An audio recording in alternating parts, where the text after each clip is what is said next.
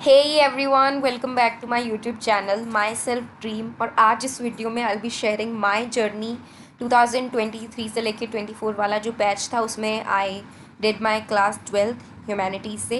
And I be sharing my journey. Basically मैं आपको बताऊंगी कि किस किस मंथ में I did what. And journey सबकी डिफरेंट होती है।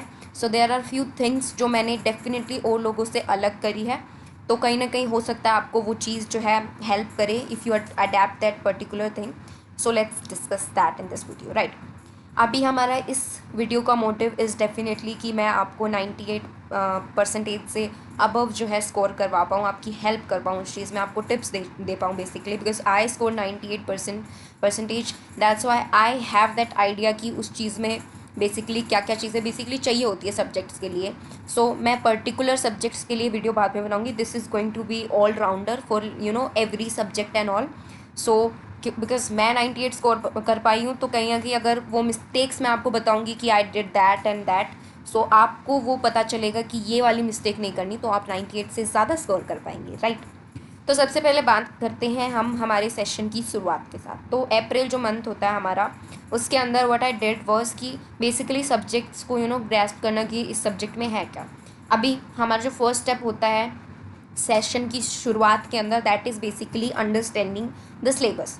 सबसे पहले सिलेबस देखना है अपने सीबीएसई की वेबसाइट पे जाइए, ऑफिशियल सिलेबस देखिए। एंड सिलेबस देख के आपको पता चल जाएगा हाँ ये जो है आपके पेपर के अंदर आने वाला है, राइट। तो that is one thing you need to do and mark कर लो वो सब चीज़ें। अब सेशन की शुरुआत के साथ ही आपको एक चीज़ और करनी है। Definitely consistency is one thing जो आपको मेंटेन करके रखनी है। यू कैन हैव ब्रेक्स बीच बीच में when you feel tired and all, तो आप ब्रेक्स ले सकते हो, बट आपको कंसिस्टेंसी जो है वो मेंटेन करके रखनी है। आपको पढ़ते रहना है पूरे साल, राइट। शुरू से शुरू करना है बेसिकली। तो इस मंथ में ही आप शुरू करोगे तो अपने चैप्टर्स जो है you should have that idea. अभी ये जो शुरू के 2 मंथ हो गए अप्रैल एंड मई, सो इसके अंदर आपको अपना बेसिकली स्टडी पैटर्न जो है वो मेंटेन कर लेना है और आपको समझ लेना है कि हाँ क्या चीज़ मेरे लिए काम कर रही है, राइट। तो सबसे पहले आप वन शॉट वीडियोज़ वगैरह देखो, देन उसके बाद आपको चैप्टर समझ आ गया तो then you can prepare notes, right. Also because notebooks maintain करनी होती है स्कूल के लिए भी, तो आप नोट्स जो है वो स्कूल नोटबुक्स में ही बना सकते हैं यहाँ पे। और यहाँ पे आप जो नोट्स बनाओगे वो थोड़े लॉन्ग नोट्स होंगे, बेसिकली फुल चैप्टर के नोट्स, राइट। सो ये होगा हमारा अप्रैल मंथ का। देन उसके बाद हमारा मई मंथ जो आएगा उसमें भी you need to maintain that thing. Also one tip is there कि आपको एक एक फिंगर जितनी कोई डायरी वगैरह आप मेंटेन करो। And you need to write this thing कि मैं कल क्या करने वाला हूँ। लाइक आज रात को सोने से पहले कल का लिख लो आप कि चैप्टर 1 जो है मैं इसका चैप्टर 1 करने वाला हूँ, इसका चैप्टर 2 करने वाला हूँ, या फिर जो चैप्टर 1 मैंने कल किया था उसके आज नोट्स करूँगा, या फिर मैं अगला चैप्टर जो है उसका वन शॉट वीडियो देखूँगा। So that is something you need to do कि ऐसे मेंटेन कर लेना अपनी एक डायरी जिसमें आप लिखो कि कल मैं क्या करने वाला हूँ। अब दैट थिंग जो आप वो लिख रहे हो कि कल मैं क्या करने वाला हूँ या करने वाली हूँ, वो आप अपने लिए लिख रहे हो, उसको स्कूल के साथ नहीं करना आपको कि मैं स्कूल का लिख रहा हूँ कि स्कूल में ये काम दे रखा है that's why I will write कि मेरे को ये करना है। नहीं, स्कूल से थोड़ा अलग चलना है। मतलब डेफिनेटली स्कूल के साथ चलना है, बट स्कूल से थोड़ा सा आगे चलना है बेसिकली आई वुड से। तो उससे थोड़ा आगे चलो आप। तो अगर आपकी टीचर जो है उसने अभी फर्स्ट चैप्टर नहीं पढ़ाया, तो what I did was actually कि मेरे एग्ज़ाम्स हो गए 11th के एंड आई वाज लाइक कि अब तो मेरे को अच्छा स्कोर करना है। तो मैंने क्या किया, मैंने चैप्टर 1 जो है सारे सब्जेक्ट्स के कि हमने psychology, English, then also history, political science, इनके सबके फर्स्ट जो चैप्टर थे वो मैंने वन शॉट देख के वो थोड़े समझ लिए। एंड देन मैंने, because political science and history के आप नोट्स बना सकते हो इनिशियली, तो वो मैंने बना लिए। ऐसा मैंने किया। तो आप वो इनिशियली वो करो, देन मई में आप वही जो जो चैप्टर करते जा रहे हो उसके नोट्स बनाते जाओ। तो अगर आपकी टीचर ने अभी चैप्टर 1 ही कंप्लीट किया तो आपका चैप्टर 2 खत्म हो जाना चाहिए। You need to be that fast, right. उतना आगे चलना है आपको। सो मई में ये सब होगा। देन मई के बाद आपका जून आ जाएगा। अब जून के अंदर आपकी छुट्टियां पड़ेंगी एंड जून में आपको क्या करना है। Basically I scored 100 out of 100 in psychology. And the thing is कि मैंने जून में ही अपना साइकोलॉजी का सिलेबस ख़त्म कर दिया था, सीबीएसई वाला, राइट। तो मैंने सारे चैप्टर जून में ही पढ़ दिए थे। एंड वन शॉट वीडियोज़ देख के देन आप नोट्स बनाते हो, तो इवन दो वो उतना नहीं हो पाता कि आपका कोई एग्ज़ाम ले, पेपर ले आपका, तो आप उसको उसमें फुल स्कोर कर लो, उतना नहीं हो पाता। बट 60% 70% आप उसको ग्रैस्प कर चुके होते हो। तो अब जब आपकी टीचर उसको स्कूल में कराएगी तो आपको ऑलरेडी उस चीज़ का आइडिया है, राइट। और टीचर्स को स्कूल में कराएगी तो वो जो 60-70% था वो 98-99% हो जाएगा। देन क्वेश्चन पेपर लगा के क्वेश्चंस को समझ के वो सब आप जब पेपर दोगे तब आपको अंदाज़ा लग जाएगा और वो आप अच्छे से कर लोगे। तो जून में क्या करना है, जून में you have to do 2 things. पहली चीज़ मैंने क्या करी, पहली चीज़ प्रोजेक्ट दिए थे हमारे हॉलीडे होमवर्क के लिए, प्रोजेक्ट दिए थे, तो मैंने इस पॉइंट ऑफ टाइम पे नॉर्मल वो जो प्रोजेक्ट फाइल्स होती है वो नहीं बनाई। मैंने जो फाइनल के लिए मैं प्रोजेक्ट फाइल, यहाँ पे देखो this is a smart move right, कि आप हॉलीडे होमवर्क में आपको प्रोजेक्ट बनाने को बोल रखा है, बट उन्होंने ये नहीं बोला कि आप प्रोजेक्ट जो है वो फाइनल के लिए बना रहे हो, बट डजंट मीन कि आप फाइनल के लिए उसे नहीं बना सकते, राइट। तो मैंने उसको फाइनल के लिए ही बना लिया। जून में मैंने काफ़ी ज़्यादा मेहनत करी। मैं like I am a night person, like मैं रात को उठना पसंद है मुझे, तो मैं 4-5 बजे तक लाइक AM, तो तब तक उठ के मैं काम करती रहती थी यही कि प्रोजेक्ट बनाने का। और मैंने साइकोलॉजी, हिस्ट्री, पॉलिटिकल साइंस तीनों के मैंने प्रोजेक्ट बना दिए, कंप्लीट कर दिए। एंड इट्स नॉट लाइक कि आप खुद पे इतना प्रेशर डालो, क्योंकि आई अंडरस्टैंड मैंने ज़्यादा प्रेशर डाल दिया था खुद पे उस पॉइंट ऑफ टाइम पे। दैट्स वाई मेरा अगस्त जो है उस टाइम मैं काफ़ी ज़्यादा एग्जॉस्टेड फील कर रही थी। जुलाई ठीक है चला गया, बट अगस्त में काफ़ी ज़्यादा एग्जॉस्टेड फील कर रही थी। अब तो मेरे एग्जाम्स भी आने वाले थे, तो आई वॉज दिस मच, मतलब मेरे पे इतना प्रेशर आ गया था उस पॉइंट ऑफ टाइम पे। तो मैंने थोड़ा टीचर वगैरह से बात करी, देन मेडिटेशन वगैरह को उन्होंने थोड़ा रिकमेंडेशन करा। ऑल्सो टीचर्स बहुत ज़्यादा सपोर्ट करती हैं, so you need to have that one teacher जो जिसके साथ आप मतलब शेयर कर पाओ। और ऑब्वियसली पर्सनल लाइफ नहीं कर पा रहे, होता है किसी के पास कर पाते हो बट नहीं कर पा रहे, तो स्टिल बता पाओ कि मैं अभी थोड़ा स्ट्रेस में हूँ, मेरे से ये नहीं हो पा रहा, वो नहीं हो पा रहा, कुछ सजेशन दो एंड ऑल, राइट। तो जून में मैंने खुद पे ज़्यादा प्रेशर डाल दिया था। सो मैंने तो अपना 100% प्रोजेक्ट कंप्लीट कर लिया था, बट आई वुड से कि 80% 90% आप अपना कर लो, राइट। प्रोजेक्ट जो है इस मंथ में आप कर लो। उसके अलावा मैंने दूसरी चीज़ भी करी थी इसी मंथ के अंदर, दैट इज़ कि मैंने सिलेबस कंप्लीट करने की, बिकॉज मेरे को सिलेबस कंप्लीट करने की वो लग रही थी कि जल्दी जल्दी सिलेबस ख़त्म हो जाए मेरा। इवन दो सिलेबस ख़त्म नहीं हो पाया, आप देखोगे कि मेरी जो पॉलिटिकल साइंस थी उसकी जो वर्ल्ड वाली बुक थी वो कंप्लीट मैंने कर दी थी। एंड मैंने साइकोलॉजी जो है उसके अंदर मैंने सारा कुछ कर लिया था, पढ़ लिया था। एंड हिस्ट्री के अंदर क्या हुआ था, हिस्ट्री के अंदर आई गेस मैं बुक 2 में 2 तक ही पहुंची थी, लाइक 2 का शायद 2nd या 3rd चैप्टर, सो वो भी कंप्लीट नहीं हो पाई थी। तो वो चीज़ मैंने कब करी, वो चीज़ फिर मैंने जुलाई में करी। तो जुलाई में वो चीज़ मैंने मेंटेन करके रखी कि मैं वन शॉट्स देख के नोट्स भी प्रिपेयर करती जाऊँ साथ के साथ। बट मैं यहाँ पे एक चीज़ में लैग कर गई थी, तो वो था हिस्ट्री के नोट्स। तो हिस्ट्री के नोट्स जो हैं ऑब्वियसली किसी किसी इंसान को किसी पॉइंट ऑफ टाइम पे आलस आता है, एंड मेरा वो आलस का जो फेज़ था वो जुलाई में शुरू हो जाएगा। एंड फिर वो अगस्त में आप देखोगे कि मैं एग्जॉस्ट हो चुकी थी उस पॉइंट ऑफ टाइम पे। तो इतना भी ज़्यादा खुद को प्रेशराइज नहीं करना है, दैट्स वन मिस्टेक मैं अभी जो आपको बता रही हूँ।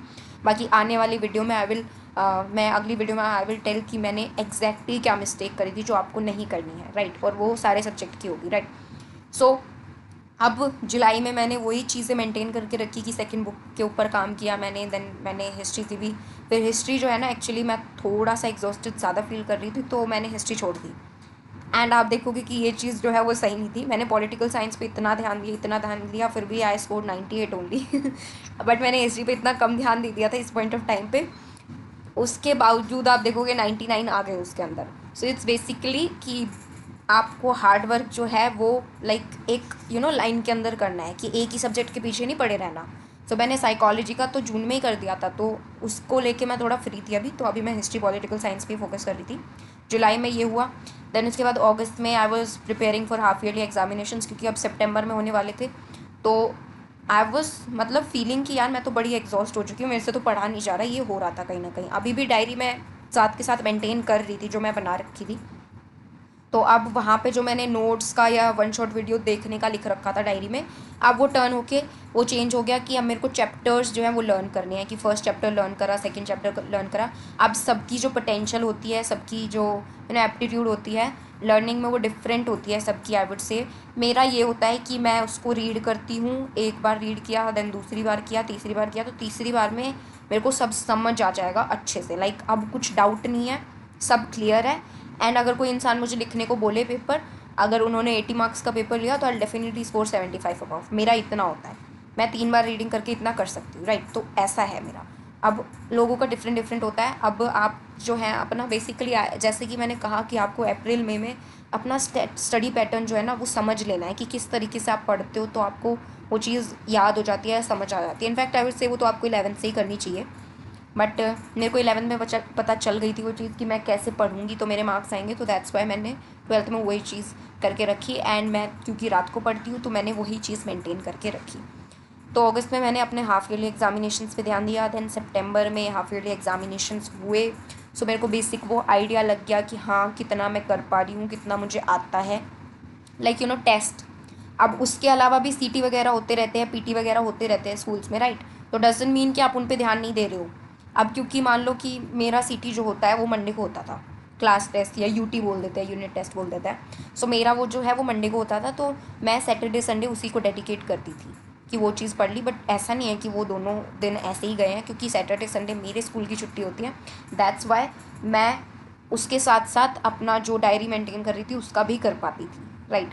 उसके अलावा पीटी होते हैं तो वो भी उनमें आपको पता चल जाता है, पीटी में भी ध्यान देना है। एक हफ्ते पहले अच्छे से पढ़ना शुरू कर दो सारे सब्जेक्ट्स का। एंड हाफ ईयरली का तो मैंने पूरा एक मंथ दिया था कि मैं अच्छे से हाफ ईयरली में अच्छा स्कोर कर पाऊँ, राइट। इवन दो ये मैटर नहीं कर रहा है, बट मार्क्स जो है यहाँ पे मैटर नहीं कर रहे हैं, बट आप देखोगे कि यहाँ पे ये मैटर कर रहा है कि आपको कितना ग्रैस्प हो पाया है, वो आप टेस्ट कर रहे हो बेसिकली। तो टेस्ट जो है कोई भी स्किप मत करो स्कूल में, आई वुड से। इनफैक्ट मेरा तो एक सीटी जो वो स्किप हो गया था, रह गया था, बट स्टिल यू नो मैं तो बहुत ज़्यादा टेंस थी उसको लेके। ओ माय गॉड मेरा एक सीटी रह गया, तो उतना भी टेंशन नहीं लेनी है, बट यू नो उसको प्रायोरिटी के अंदर रखो कि आपको टेस्ट वगैरह जो है वो देते रहने हैं।